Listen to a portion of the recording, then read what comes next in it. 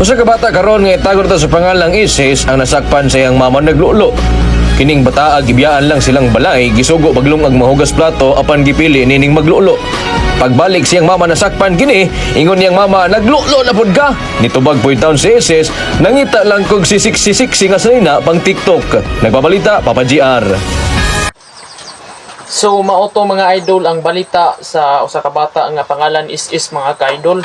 So kana gud siya mga ka-idol, nasakpan gina siya sa iyang ginikanan kay tungod murag giuwag na gud siya mga idol, giuwag na gid siya ba. Wa na gid siya kahuwat sa tamang punto. Dapat ang pagbuhat jud ng mga idol gabi kay kani bitawong uwagon gid ka mga idol, imo gina siyang pugong-pugungan usa kay para nga dili ka maulawan. So kanang pagbuhat og ingon ana natural ra man na siya sa usa ka lalaki sama na dili pa kaminyo, wala pa kay mga una-unaon, so natural lagi na siya nga pugna na nimo aw imo nang buhaton. So para pud nga dili ka magkasakit, so ing ana ra mao ra man gi kuan na ing ana ra ang buhaton kuno sa usa ka lalaki nga para di magkasakit.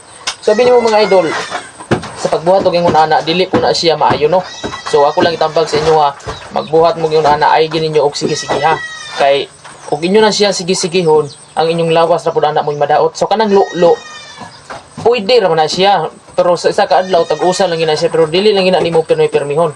Pero kung minyo na gani ka nara sa imuha og imo na pirmi-pirmihon. So ako lang tambag sa mga kabataan karon no, alabi na gid kang is nga katong yang nasakpan siyang ginikanan. So kato siya wa na gito siya kapugong siyang uwag no, iya na gitong gipirmi-pirmi ang iyahang murag gipirmi-pirmi na giniya mo na siya nga nasakpan gid siya sa ginikanan madugay. So ang pagbuhat gud nang mainguna nga buhat dapat gabi jud na siya nga para way makasakop nga ikaw ra gid usang naga Tinder. So ako lang itambag sa inyo mga idol, mga guys nga mananaw sa video ay na inyo buhatan no.